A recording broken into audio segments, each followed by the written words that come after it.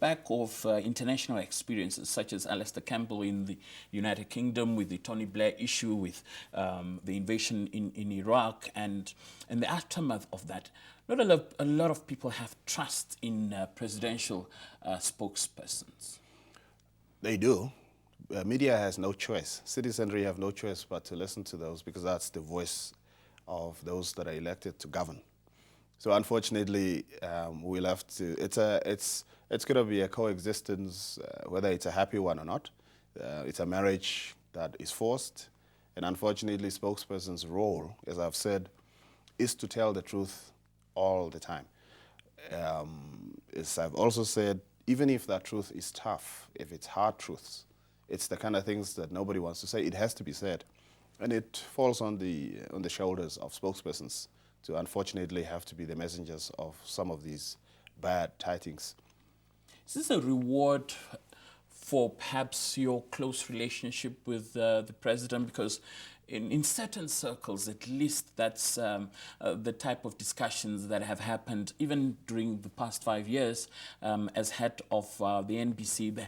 There's always been this perception that you're very close to the president, and perhaps this appointment is a reward for doing his bidding. That would be a misconstruence of facts.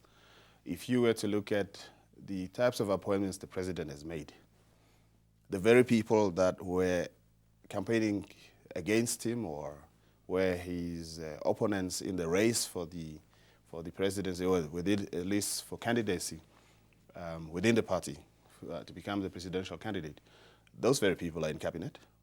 It doesn't mean that they were close to him and therefore those appointments were made. I think you would have listened carefully when the president made the appointment, that he was mentioning the fact that he's looking for the best Namibians to do the job. He's calling this his A-team, and that A-team is not comprised only of Hage loyalists, I must add. And so cabinet is also not just comprised of loyalists, and the rest of the organs of state where he's making the appointments. So that's unfortunate misreading. But are you aware of that perception? It's what it is, isn't it? It's perception.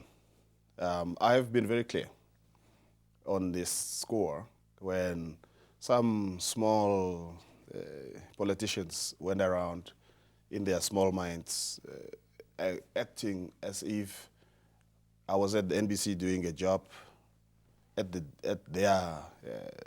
their disadvantages, apparently. I'm aware of those, but the reality is nowhere can they point to my record here or any place where I have not stated and I have not always acted in the best interest of the country and in the best interest of the organization that I was asked to lead. So if people have perceptions that one moves ahead in life because you are blindly loyal, unfortunately, that's their perception, and I respect that they are entitled to those views. Those small politicians are SWAPO Party Youth League leaders? No, not only. But there is many, because remember, when I say small politicians, I'm not talking about elected leaders in structures of political parties only. I say that it's politicians with a small letter P. I'm referring to everybody else who hold views, who would supposedly play at one stage or the other a political role.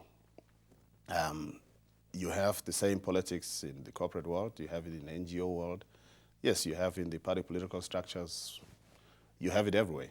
But those views will always remain. The reality is, if you are in public life, and if you are occupying a position such as Director General of the NBC, there will inevitably be views that are divergent from your own, and those views have to be respected, because this is what democracy means.